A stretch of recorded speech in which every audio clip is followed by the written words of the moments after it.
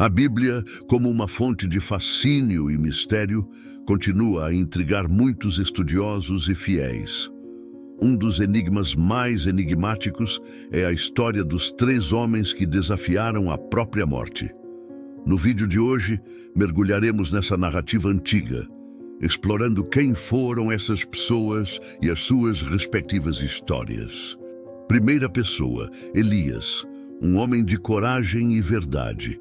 Elias surgiu durante um dos períodos mais sombrios de Israel, quando o rei Onri casou seu filho, Acabe, com Jezabel.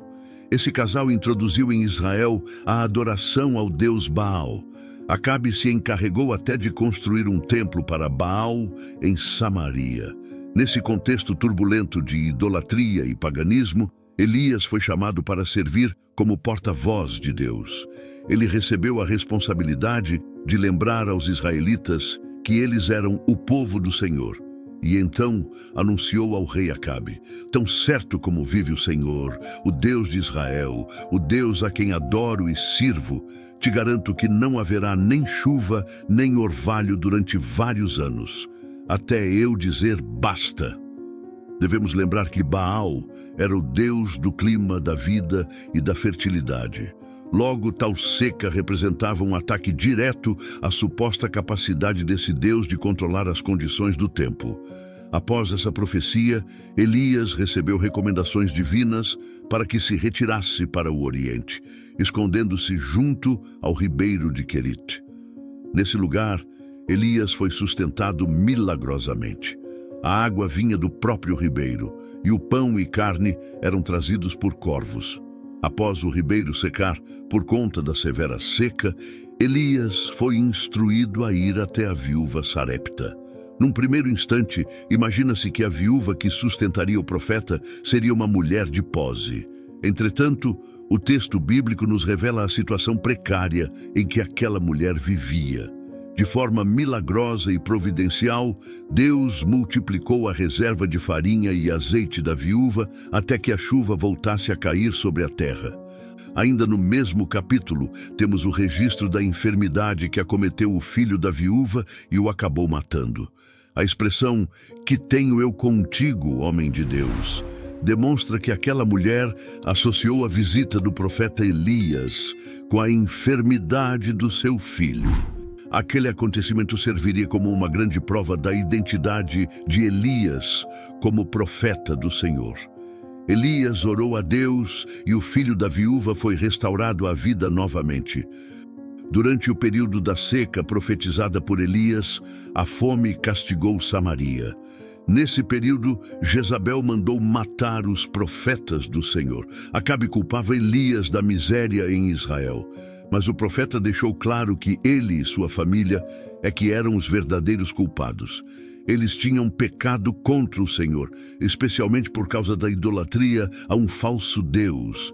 Então o profeta Elias convocou toda Israel a comparecer no Monte Carmelo. Naquele lugar, confrontaria os profetas de Baal e Aserá, sustentados por Jezabel.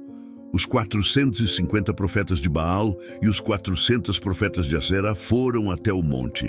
Ali, 2 sacrifícios seriam apresentados, um pelos pagãos e outro pelo profeta do Senhor. Ninguém poderia queimar os sacrifícios, pois o fogo deveria surgir de forma sobrenatural. O verdadeiro Deus seria aquele que queimasse o sacrifício. Os profetas de Baal fizeram tudo o que puderam, mas nada aconteceu. Elias então consertou o altar do Senhor que estava quebrado e pediu que derramassem água sob o holocausto por 3 vezes.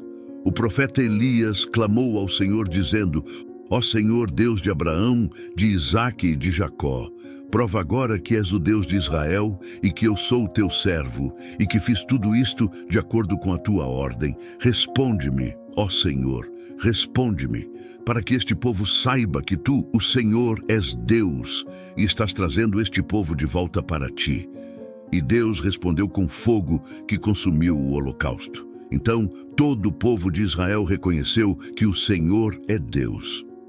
Naquele dia, os profetas de Baal foram mortos e uma grande chuva caiu sobre Israel.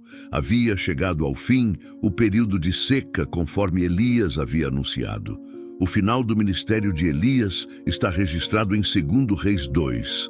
Eliseu e alguns outros profetas perceberam que o ministério do profeta Elias estava chegando ao fim e que ele os deixaria.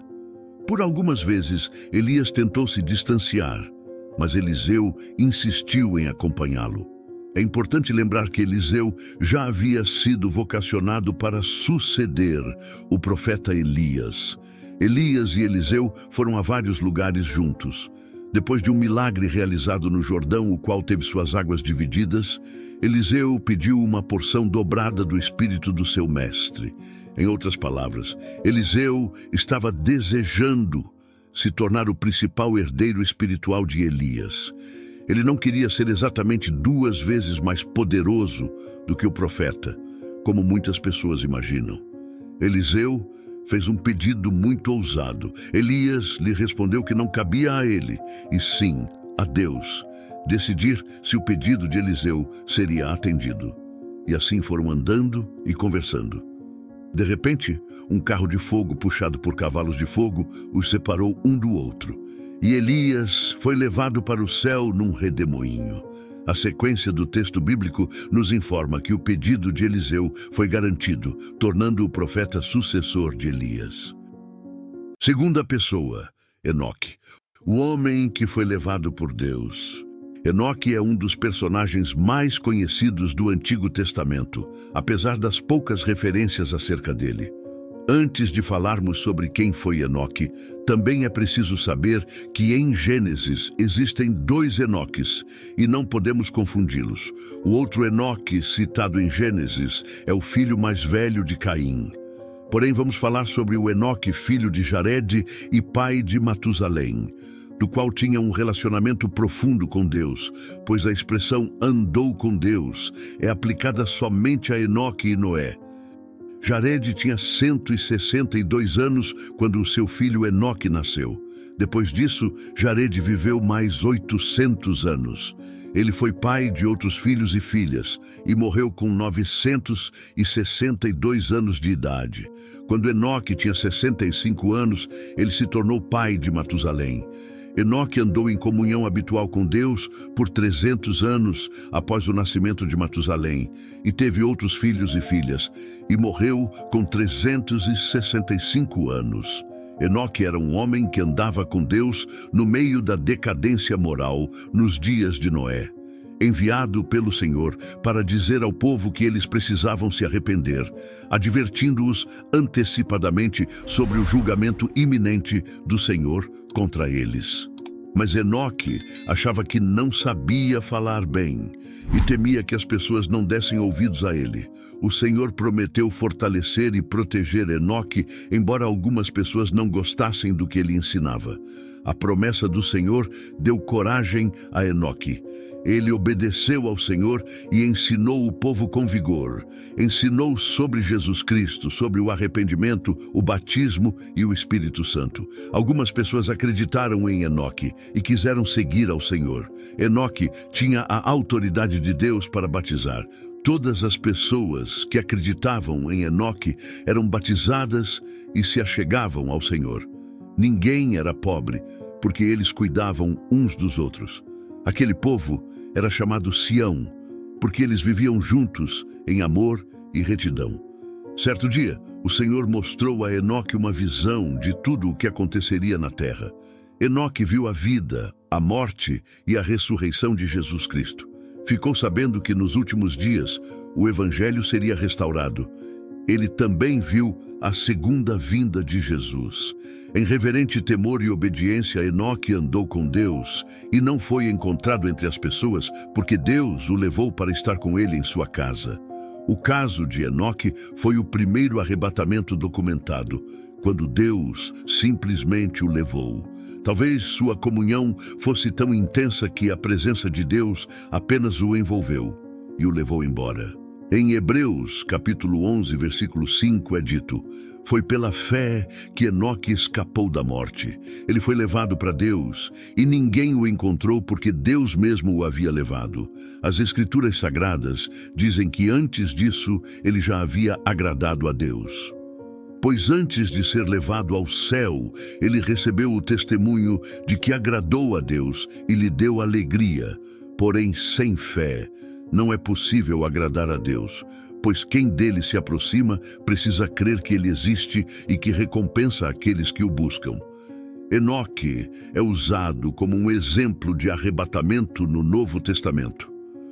Um dos propósitos da tradução de Enoque é enfatizar a verdade das Escrituras, que diz que existe uma redenção final para todos nós que colocamos nossa fé no Senhor.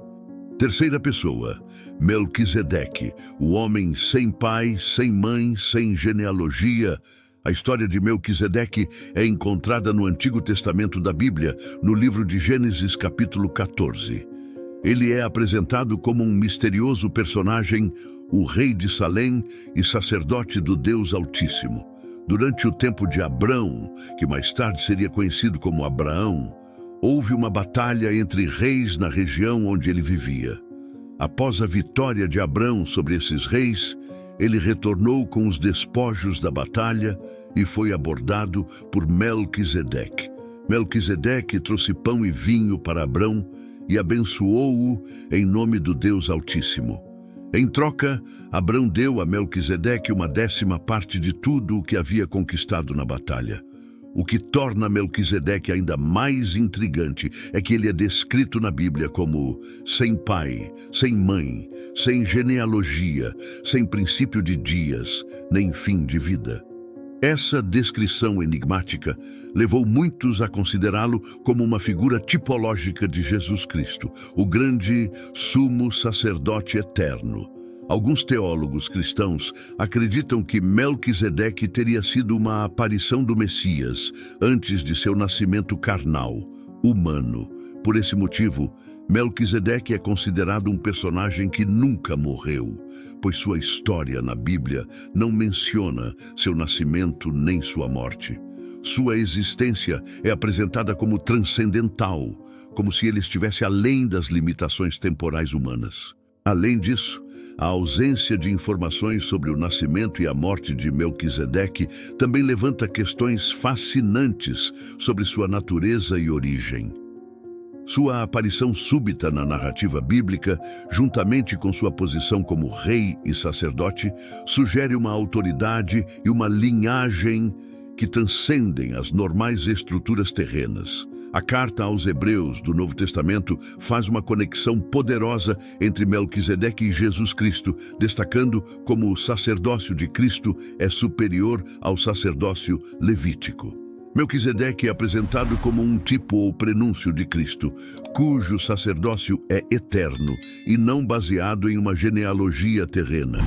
Essa associação entre Melquisedeque e Jesus Cristo ressalta a singularidade e a excelência do sacerdócio de Cristo, que transcende as limitações da lei e da mortalidade humana. Ao reconhecer Melquisedeque como uma figura que nunca morreu, a tradição cristã enriquece sua compreensão da obra redentora de Cristo e da sua autoridade suprema como sumo sacerdote e rei dos reis. Portanto, a história de Melquisedeque continua a provocar reflexões teológicas profundas e a inspirar a fé dos crentes, enquanto eles contemplam a extraordinária figura que encontramos nas páginas da Escritura Sagrada. Sua presença na narrativa bíblica é um lembrete da soberania e da transcendência de Deus, cujos planos e propósitos se estendem além das fronteiras do tempo e da compreensão humana.